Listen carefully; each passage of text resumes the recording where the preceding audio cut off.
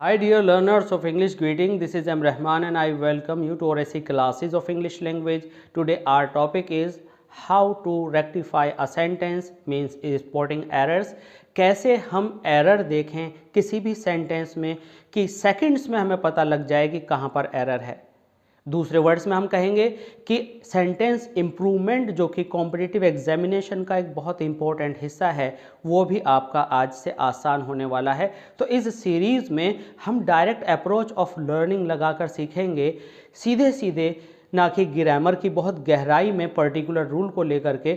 आज हम सीखने वाले हैं कि सीधे तौर पर कुछ कोलोकेशंस को लेकर के, कुछ सिचुएशंस को लेकर के कहाँ पर कौन सी वर्ब यूज़ होती है, क्या कंजंक्शन यूज़ होता है, क्या प्रेपोजिशन यूज़ होती है, कौन सा एडवर्ब कहाँ पर यूज़ होना है।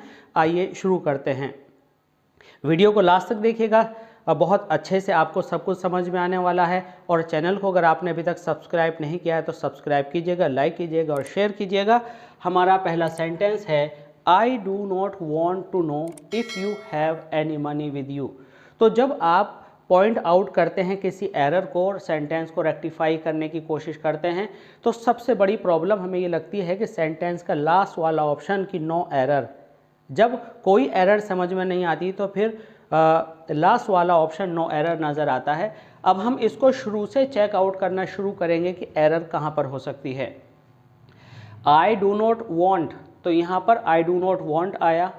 टू नो, टू के बाद फर्स्ट फॉर्म आई, यहाँ तक सारा पोर्शन सही है। If you have any money, if के साथ आपका प्रेजेंट इंडेफिनिट आ गया। विद यू, तो यहाँ पर जान लीजिए कि जब हम कोई भी एरर देखें तो हम उस एरर को सिर्फ ट्रांसलेशन के आधार पर चेकआउट करने की कोशिश ना करें, क्योंकि जो फ्रेजेस, जो वर्ड्स के जो ग्रुप्स हैं, अगर वो कोलोकेशन बेस्ड होते हैं तो हम हिंदी में कुछ और उसको ट्रांसलेट करते हैं, जबकि अपने आप में वो कुछ और तरह से बनाए जाते हैं। तो जब आपके पास ये आ जाए have any money with you, तो यहाँ पर विद एरर होगी, आपको लिखना होगा एनी मनी ऑन यू, जो कि अगर आपने कम से कम एक बार नहीं पढ़ा, सुना या देखा है तो आपको ये समझ में नहीं आएगा कि यहाँ पर आपको ऑन यूज़ करना है। हमारे पास sentence number 2, I wanted to know with whose team. तो यहाँ पर आपका ये एक पोर्शन है, एरर इसमें है। Whose team I was in, error इसके अंदर है, या whose team I was on, error इन तीनों पार्ट्स में से किसी एक में है।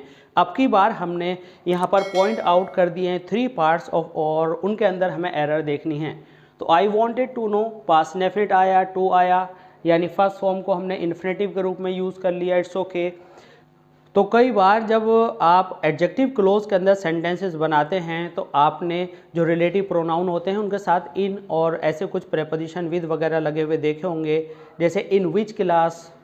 तो इस तरह से यहाँ पर हमें विद हुज टीम एकदम अगर हम पढ़ें तो हमें सही लगता है। अब हमने ये भी पढ़ा है कि जब इस तरह का कोई रिलेटिव प्रोनाउन आए तो प्रीपोजिशन को लास्ट में रखते हैं। तो हमारे पास ऑप्शन है with whose team I was, कि किसकी टीम में मैं था। Whose team I was in, मैं किसकी टीम में रहा था। या whose team I was on. तो जब हम ट्रांसलेशन के थ्रू देखते हैं तो हमें लगता है कि टीम में होना तो इन बहुत अच्छा होता है, लेकिन हम आपको बता दें कि इन वाला भी ऑप्शन रॉन्ग है और विद शुरू में लगाए तो भी ये रॉन्ग है।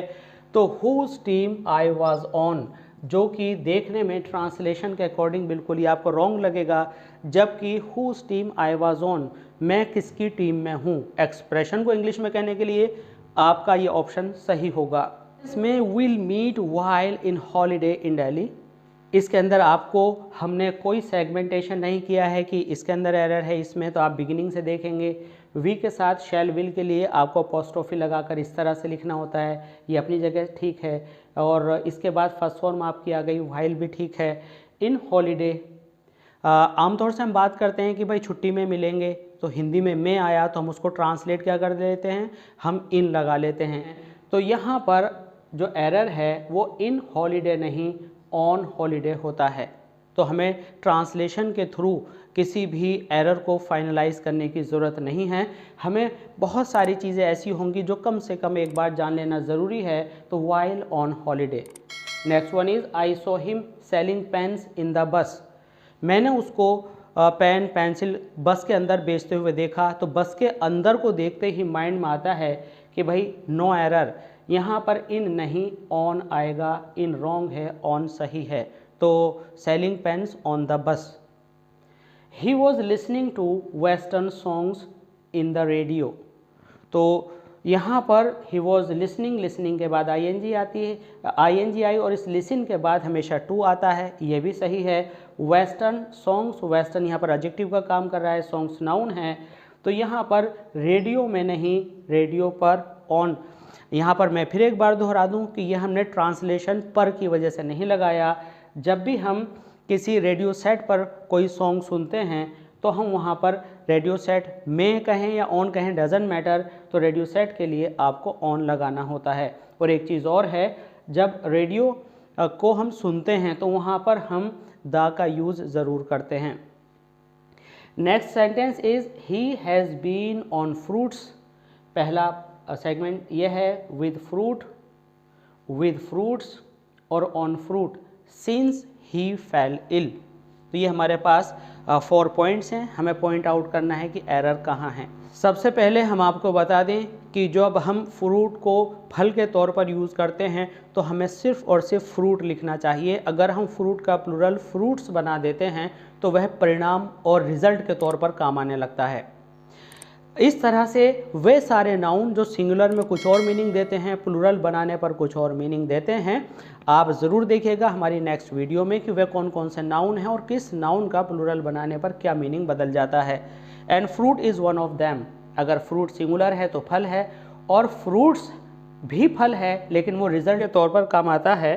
अगर हम यहाँ पर देखें तो जो फ्रूट के अंदर एस लगा है तो ये मीनिंग बदल रहा है, तो ये भी रॉन्ग हुआ और ये भी रॉन्ग हुआ। अब हमारे पास 2 ऑप्शन बचे, विद फ्रूट और ऑन फ्रूट। तो किसी भी चीज़ पर निर्भर होने में हम ऑन का यूज़ करते हैं। तो जब से वो बीमार हुआ है वह फलों पर बेस करता है, इट मीन्स वह फलों पर टिका है, इट मीन्स उसकी ज़िंदगी फलों पर चल रही है, तो ऑन फ्रूट इसका राइट सॉल्यूशन होगा।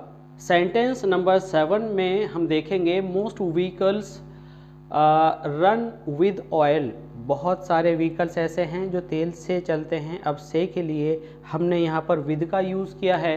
तो विद का यूज़ हम जब करते हैं जब कोई हम टूल्स की बात करें या वेपन की बात करें।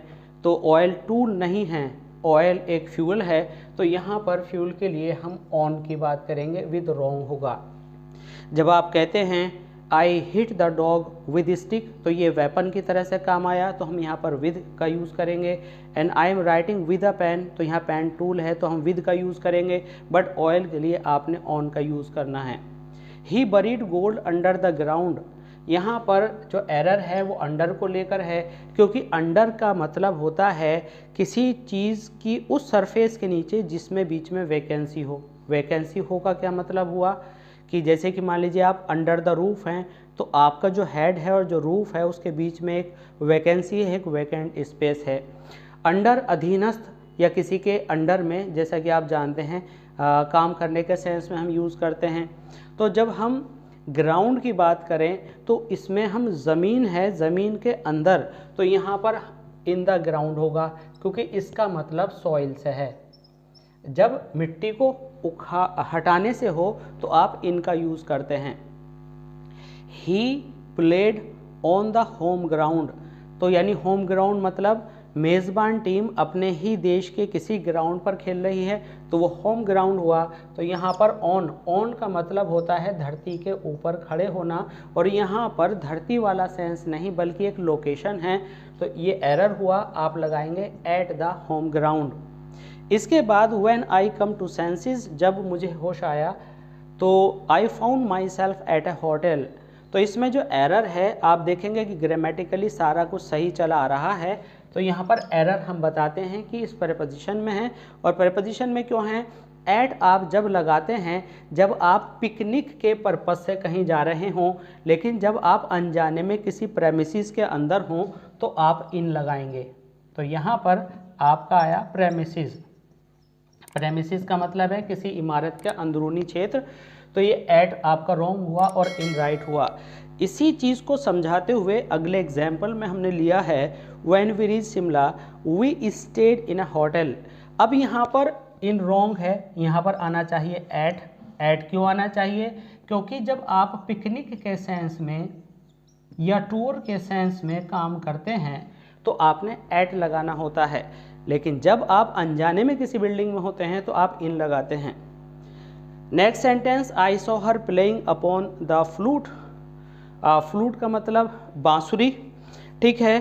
तो यहाँ पर जब आप म्यूज़िकल इंस्ट्रूमेंट की बात करते हैं तो आपको द लगाना होता है।